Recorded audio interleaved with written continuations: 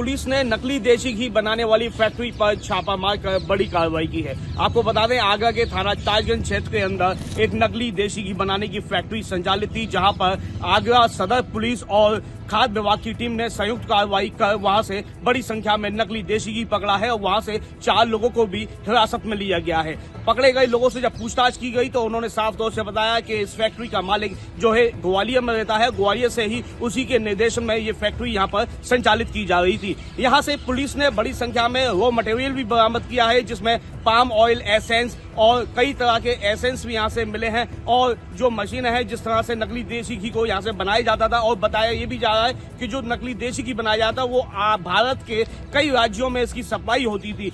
देखिए, आज सुबह एसीपी सदर, एसीपी ताज सुरक्षा ने संयुक्त रूप से एसओजी सर्विलांस की टीम के सिटी टीम के साथ और थाना सदर थाना ताजगंज की टीम के साथ एक सूचना पर यहाँ दबिश दी और यहाँ से एक गोदाम जहाँ पे भारी मात्रा में अवैध रूप से बना हुआ घी रखा हुआ है और जिसमें फर्नेस मिली है और ह्यूज क्वांटिटी में विभिन्न 18 ब्रांड्स हैं जिनके पैकेजिंग मटेरियल हैं, पैकेज किया हुआ घी और बहुत सारा एसेंस, यूरिया, पाम ऑयल, विभिन्न प्रकार के रिफाइंड ऑयल और वनस्पति घी मिला।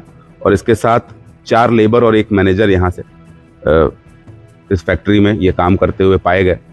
जब प्रारंभिक रूप से इनसे पूछताछ की गई तो इन्होंने बताया कि एक व्यक्ति जो ग्वालियर का रहने वाला है वो इस पूरे यूनिट को चलाता है, इसका मालिक है और उन्हीं के निर्देश पे यहाँ पर विभिन्न प्रकार के ब्रांड्स की पैकेजिंग करके नकली घी की फैक्ट्री थी, उसमें फैक्ट्री में घी बनाई जाती थी। और कहाँ इसकी सफाई होती थी, पुलिस अभी अभियुक्तों से पूछताछ कर रही है। फिलहाल अभियुक्तों को आगरा पुलिस ने जेल भेज दिया है।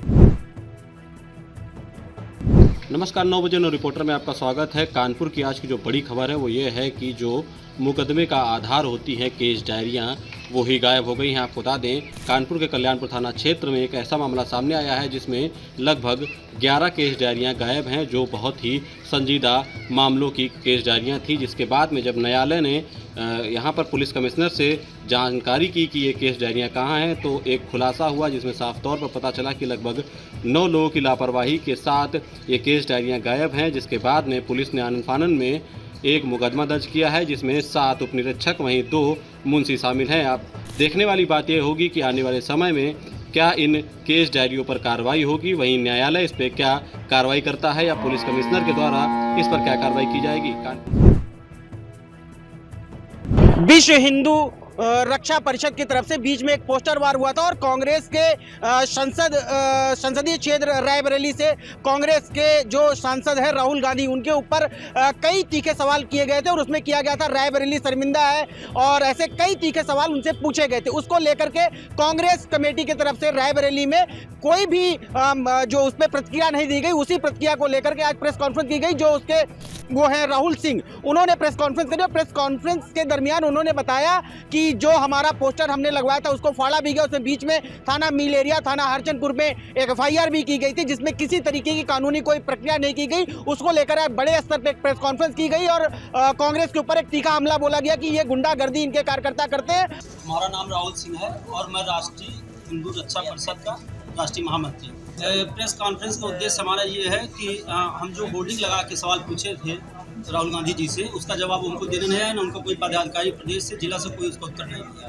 तो अब फिर से हमारे वही प्रश्न है कि इसका उत्तर वो कब देंगे हमारे सवालों का। तो ये अब हम आप लोगों के माध्यम से उनसे पूछना चाहते हैं। हमारी जो होर्डिंग लगी हुई थी उसको एक कांग्रेसी कार्यकर्ताओं द्वारा उसको फाड़ा गया, फेसबुक पे लाइव हुए और बाकायदा उसको दिखाया गया। ये दिखा रहे हैं कि संसद से लेकर रोड तक ये कितनी गुंडा मानसिकता के व्यक्ति हैं, इनके कार्यकर्ता से लेकर इनके राष्ट्रीय अध्यक्ष तक। और आने वाले समय में ये गुंडागर्दी बर्दाश्त नहीं होगी, जिसको लेकर के विश्व हिंदू रक्षा परिषद की तरफ से ये प्रेस कॉन्फ्रेंस की गई।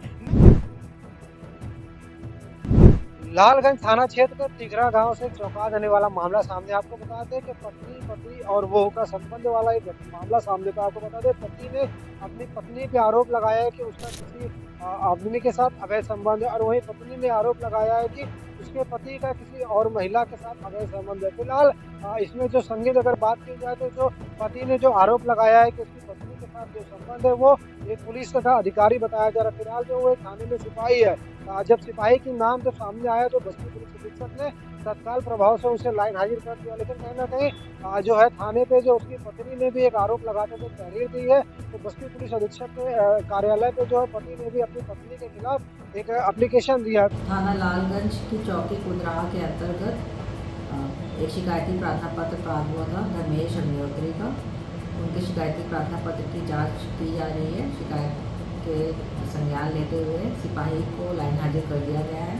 उसके अतिरिक्त धर्मेश यादव की पत्नी राधा का शिकायती प्रार्थना पत्र भी प्राप्त हुआ है, जिसकी जांच करके अग्रिम कार्रवाई सुनिश्चित की जा रही है। फिलहाल जो बस्ती पुलिस है दोनों की तहरीरों पे जांच कर रही है, लेकिन जो सिपाही है उसको तत्काल प्रभाव से लाइन हाजिर कर दिया। फिलहाल इस मामले में जो है बस्ती पुलिस अधीक्षक ने जांच टीम बैठा दी है, उसकी जांच की जा रही है। जांच ताकि आख्या सामने आने के बाद जो विधिक कार्रवाई है उसको की जाएगी। आज हरदोई के मल्लावा क्षेत्र में जल शक्ति मंत्री स्वतंत्र देव सिंह एवं जिले के प्रभारी मंत्री समाज कल्याण असीम अरुण जी मल्लामा आशीष सिंह आंसू के भाई की पुण्यतिथि पर पहुंचे। वहां पर लखनऊ से आए बड़े चिकित्सक ने नेत्र चिकित्सा और एवं कई बीमारी को लेकर निःशुल्क कार्यक्रम का आयोजन किया। वहीं पर शिक्षा राज्य मंत्री रजनी तिवारी भी मौजूद रहे एवं जल शक्ति मंत्री के द्वारा वहां पर ट्राई साइकिल और एवं बीज का वितरण किया गया। साथ में हरदोई जिलाधिकारी मंगला प्रसाद एवं पुलिस अधीक्षक भी मौजूद है।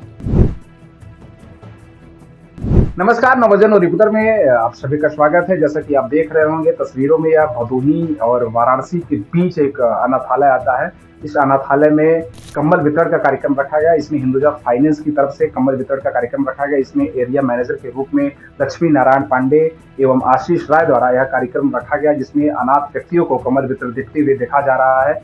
जैसा कि आप जानते होंगे, वाराणसी और भदोही के बीच में जो ठंड का दस्तक है वह बेहद अब देखा जा रहा है, जिसमें ज़्यादातर लोग ठिठुर रहे ठंड की वजह से। जो तापमान की गिरावट अब देखी जा रही है, या वास्तव में यह देखने को मिलेगा कि जो महाकुंभ में जो भी दर्शनार्थी आएंगे डुबकी लगाने के लिए, कहीं ना कहीं इसमें भी अब जो है कि दस्तक कहीं ना कहीं देखने को मिल रही है। इसी बीच जो है कि आपके वाराणसी और भदोही प्रयागराज में जो Hinduja finance UP tractor team है, इसके द्वारा कंबल वितरण का कार्यक्रम रखा गया। उपस्थित हैं हम रैन बसेरा नगर पालिका द्वारा जो अस्थायी रूप से बनाया गया है बस स्टॉप सुल्तानपुर में। रैन बसेरा की स्थिति एकदम दयनीय है। यहाँ पे केवल ऐसे व्यवस्था की गई है नाम मात्र के लिए। यहाँ अलाव की भी कोई व्यवस्था नहीं की गई है। यात्रीगण अगर कोई हैरान परेशान होकर अगर रुक रहा है तो जो है उनकी कोई व्यवस्था अलाव की नहीं की गई है। और यही दूसरी तरफ दूसरे कमरे में रैन बसेरा जो बस स्टाफ द्वारा इनको दिया गया है, इसमें पूरी तरह से जो है छत खुला हुआ है और इसी जीने के नीचे ये रैन बसेरा बनाया गया है। ये देखिए घोर अनियमितता इसमें पाई जा रही है। कोई अलाव की व्यवस्था नहीं। इतनी बड़ी ठंड पड़ रही है आज के समय में, और उसके बाद इतनी बड़ी सर्द हवाएं चल रही हैं। पारा दिन का दिन ढुलकता चला जा रहा है, लेकिन समस्याएं शासन प्रशासन एकदम मौन बना हुआ है। ये केवल व्यवस्थाओं पे एकदम बने हुए हैं, कोई इनका मतलब नहीं है।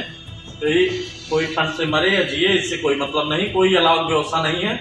अलाव की व्यवस्था भी है तो कोई अगर यहाँ रुके तो जाके चौराहे पे तापे कि 500 मीटर दूर जाए तो तब तक तो बेचारे रास्ते में तो उनकी हालत खराब हो जाएगी। SP Singh, IBC 24 news. तो 9 बजे 9 रिपोर्टर में आज के लिए बस इतना ही। कल फिर होगी मुलाकात रात 9 बजे 9 बड़ी खबरों के साथ। तब तक के लिए हमें दीजिए इजाज़त। नमस्कार।